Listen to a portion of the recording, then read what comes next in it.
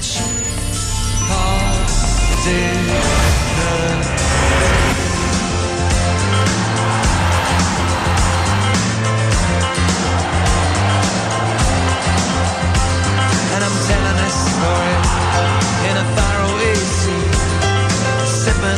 sido la mejor temporada mía futbolísticamente hablando en toda mi carrera como futbolista profesional. Veig a protagonitzar un repertori de futbol i gols i va situar el València en una final després d'eliminar el Madrid. Era l'oportunitat d'alçar un títol per a una generació de jugadors que se ho mereixen. Hay tantas cosas de aquella final que todavía no me lo explico. Es increíble, es increíble. Queda la il·lusió d'aquesta setmana prèvia a la Copa del valencianisme, que feia moltíssims anys que no competir, que no arribem a una final. Yo creo que en la primera parte, cuando ya íbamos perdiendo 1-0, ya fuimos mejores que el Deportivo. A pesar de ir perdiendo, luego pues llegó el momento de la remontada, no la conseguimos plasmar, llegó la lluvia, los 11 minutos que disputaron después, o sea, bueno. Y el Depor nos sorprendió en esos 10 minutos. Dices, la prórroga, pero si es que faltan 10 minutos. Y si esos 10 minutos no haces lo que tienes que hacer, no hay ni prórroga, ni hay copa, ni hay nada. Per guanyar a vegades finals o campionats, primer has que perdre. La final de Copa ya no la he vuelto a ver. O sea, yo nunca la he visto por televisión. La disputamos y ya no... Nunca la quise ver, nunca la he visto y nunca la veré. Un any després, Luis Aragonés va tocar la Lliga amb la punta dels dits. El últim partit, que muchachos jugàvem en Vigo i jugàvem contra l'Albacete, podíem, si ells haverem perdut i nosaltres haverem guanyat, poguérem haver estat campions. És cert que arribà més fort que l'Atlètic de Madrid, al qual va guanyar 2-3 al Calderón. Ja li havia marcat 4 gols al Madrid i al Barça.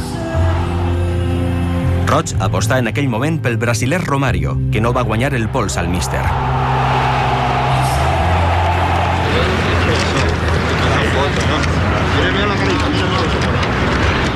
Després de l'adeu d'Aragonès, arribava Aldano, que amb la seva derrota útil davant les Palmes i l'alineació indeguda de 5 estrangers davant el Racing, no va poder concloure el seu projecte. El seu substitut, l'italià Claudio Ranieri, tractava d'assimilar el que Romario feia en la nit valenciana. Empezaba a las 4 de la mañana. ¿Verdad? ¿Es verdad?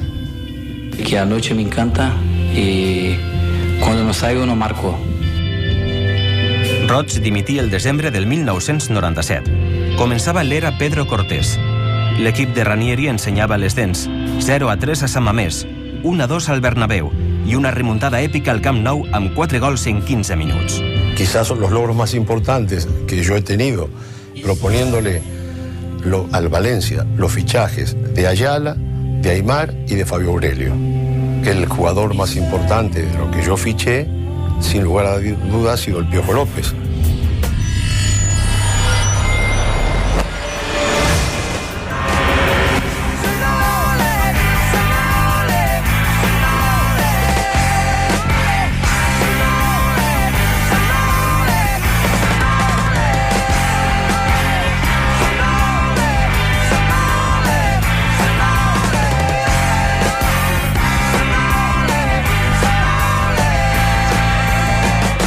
València va ser una aplanadora en la Copa. Eliminar el Barcelona, desagnar el Madrid amb una golejada humiliant al Mestalla per 6-0 i se situa en la final de Copa de Sevilla contra l'Atlètic de Madrid. Cuando yo bajo al vestuario dije, ahí está mi pueblo que hace muchos años que no gana nada. Si tenéis lo que hay que tener y sentir la camiseta que lleváis, salir y ganar. El Piojo medio centró al borde del área y luego pasó todo aquello. En la cabeza lo tenía todo muy claro. En el momento en el que la paro con el pecho, la intento bajar con la rodilla. Al ver que vienen los defensas, la tiro por arriba y finalizo con la izquierda. Empezó atrás de mitad de campo nuestro y terminó en el otro arco, pero la verdad que en esa corrida en el área se me cruzaron muchas emociones. En el ambiente se respiraba el ambiente ganador y eso se respira en los vestuarios. Pudimos ir al ayuntamiento de de la ciudad y ahí fue como la explosión total por la cantidad de gente que había en la calle. L'heroi d'aquella final fou Mendieta. A Mendieta, ese sí que lo vi yo jugar con 16 años. Un jugador extraordinario. Y lo trajimos y costó 30 millones. Por cierto que luego lo vendieron por 8.000.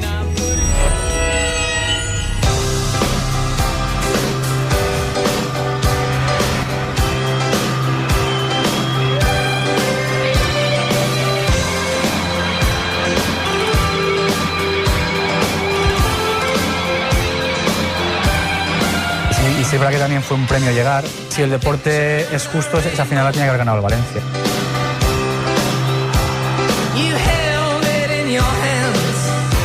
Ja amb Cooper a la banqueta, el València tornà a maltractar el Barça en la Supercopa d'Espanya i es llançà a conquistar Europa 2 temporades consecutives.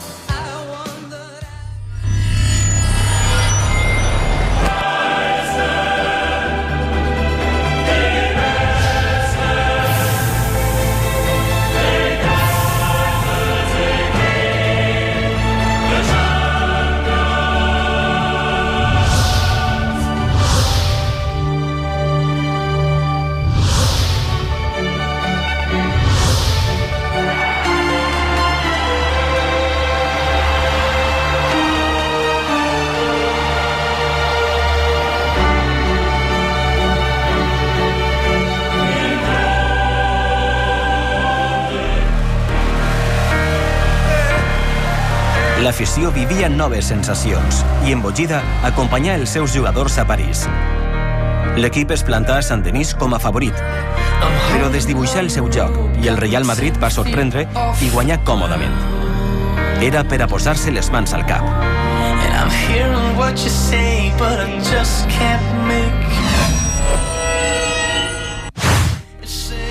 L'estiu del 2000, el València pagà la clàusula de Rubén Baraja, un futbolista clau en els èxits futurs.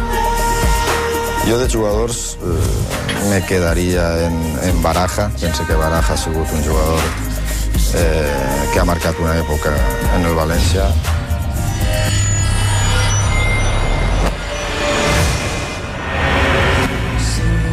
La ilusión con la que fue la gente al partido, cómo nos recibieron antes del partido y el mismo calentamiento y bueno, luego los penaltis, el sufrimiento de los penaltis, ¿no? La verdad que fue realmente... Yo no he vivido una cosa así con el Valencia, ¿no? De emotivo.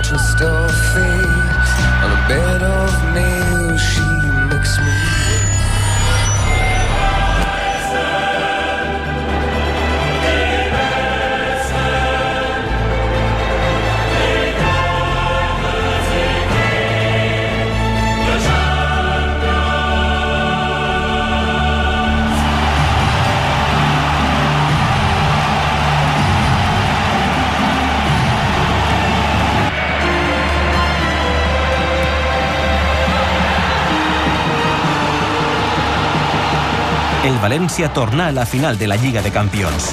L'afició va apuntalar l'equip a Milà. Mendieta era la referència i va assumir la responsabilitat. Marcà de penal. Cañizares frustrà una primera pena màxima al rival, però no va poder parar el segon. Després d'una ocasió clara fallada per Zovic en la pròrroga, tot es va decidir des del punt fatídic. El portero se estaba tirando al otro lado con la palma de la mano, traversa, palo, línea, fuera. Sí, piensa también a mala suerte, pero... La fortuna va estar del costat de Can, que frustrà Pellegrino. Llàgrimes, ràbia, impotència. La Copa d'Europa tornà a ser cruel amb els blanquinegres. Yo recuerdo muchas lágrimas.